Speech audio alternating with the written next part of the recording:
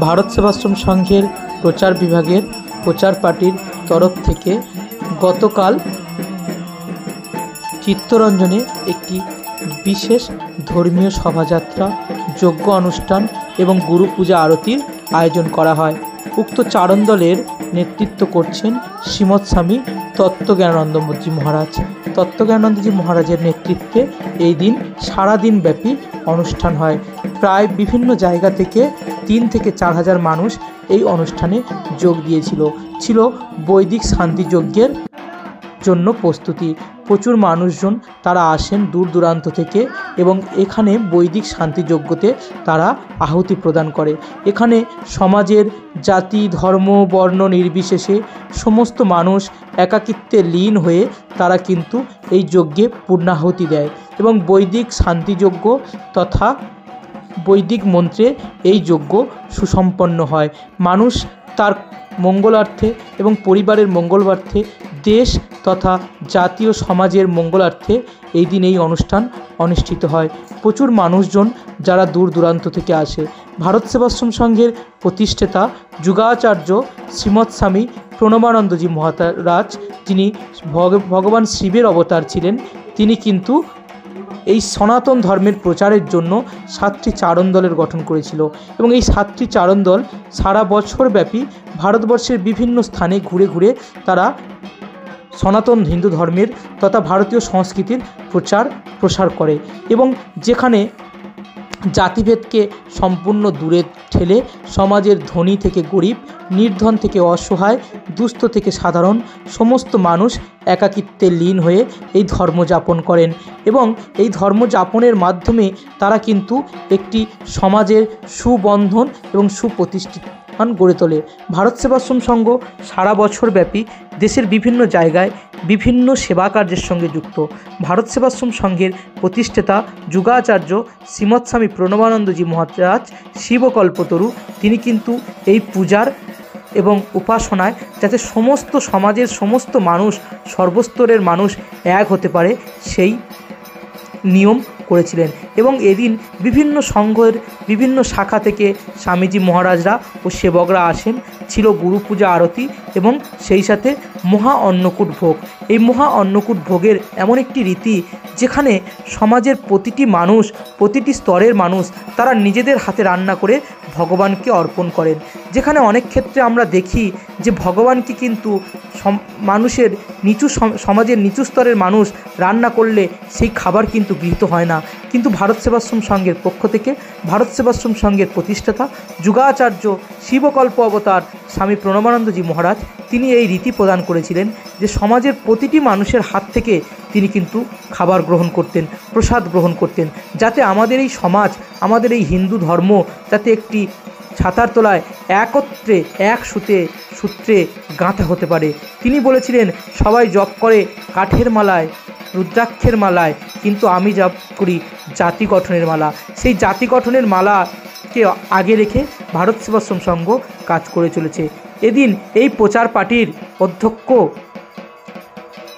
শ্রীমৎ স্বামী তত্ত্বজ্ঞানানন্দজি মহারাজ বলেন যে আমরা সারা বছর ব্যাপী বিভিন্ন জায়গায় এই প্রচার পার্টি নিয়ে ঘুরে বেড়াই এবং মানুষের দ্বারে দ্বারে গুরুর নাম পৌঁছে দেওয়ার চেষ্টা করি।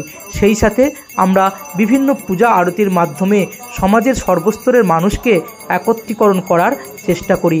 ইতিপূর্বে আমরা বিহারের পূর্ণিয়া জেলায় ছিলাম, সেখানে দীর্ঘ 22 দিন থেকে সেখান থেকে আমরা চিত্তরঞ্জনে আসি এবং চিত্তরঞ্জনে প্রায় 12 দিন আমরা থাকি এবং সেখান থেকে আমরা এই পূজা পাঠ এবং সাধারণ মানুষকে নিয়ে ধর্মযজ্ঞ, স্বাস্থ্য আলোচনা এবং গীতা পাঠ তথা সংস্কৃতি শিক্ষা দেওয়ার প্রচেষ্টা করি।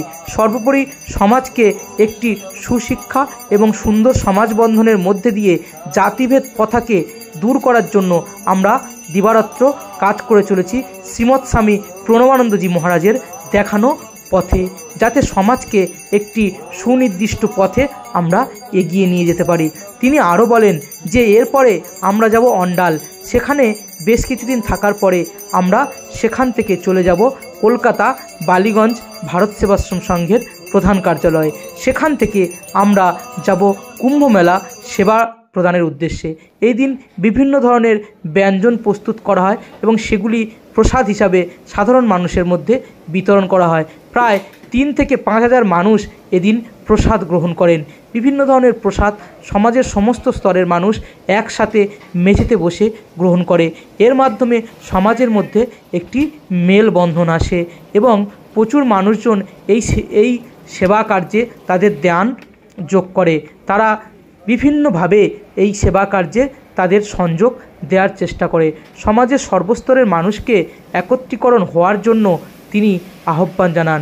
শ্রীমৎ স্বামী তত্ত্বজ্ঞানানন্দজি মহারাজ বলেন, আমরা এই সেবা কার্যকে আরও এগিয়ে নিয়ে যেতে চাই। তাই সমাজের সমস্ত মানুষকে যাতে একত্রীকরণ করে এই সেবা কার্যকে আরও এগিয়ে নিয়ে যেতে চাই, তার জন্য যেন সমাজের প্রত্যেকটি মানুষ আমাদের সঙ্গে এই সেবা কার্যের সঙ্গে যুক্ত হয়, যাতে করে আমরা আমাদের ভারতবর্ষের গৌরবময় ইতিহাস, সনাতন ভারতের পরম্পরাকে আগে এগিয়ে নিয়ে যেতে পারি। এই সমস্ত ভিডিওটি আপনারা দেখছেন, এই ভিডিওটি পাঠিয়েছে সেবক অজয়, ভারত সেবাশ্রম সংঘের প্রচার বিভাগের অন্যতম শিল্পী সেবক অজয়। চলুন সেখানকার উপস্থিত স্বামীজির কাছ থেকে আমরা বিষয়টি সম্বন্ধে শুনে নিই। বহুমুখী সেবা কাজ, যে কথা আমাদের খুবই দরকার। স্বামী প্রণবানন্দজি তিনি, তার সংকল্প ছিল জাতি গঠন, তিনি বহুত কর্মযোজনা করেছিলেন, আত্মত্রাণ, ধর্ম প্রচার, চিত্ত সংস্কার, জনসেবা, উন্নয়ন, আদিবাসী উন্নয়ন, কিন্তু তিনি সমস্ত কাজের উপরে দিয়েছেন হিন্দু সংগঠন। বর্তমান ভারতবর্ষে হিন্দু সংগঠনের দরকার। আপনারা জানেন ভারতবর্ষ এটা বাংলাদেশ থেকে চলে এসছেন। কি জন্য আপনারা চলে এসছিলেন সে কথা আমাদের সংগঠনের কথা বলছিলেন একটু আগে, যে আমরা হিন্দু জাতি সবই আছে বিদ্যাকে, তাহলে আমরা সমাজে মাথা উঁচু করে বাঁচতে পারব।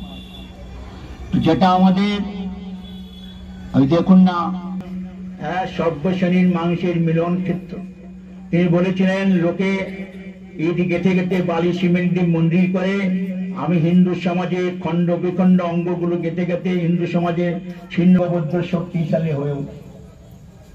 কিন্তু আজকে এই মিলন মন্দির স্বামী প্রণবানন্দজি বলেছিলেন, তারা এত মার খেয়েও তারা তাদের মধ্যে এই যে ভারতবর্ষে আমরা আছি, আগে ছিল ভারতবর্ষ স্বাধীন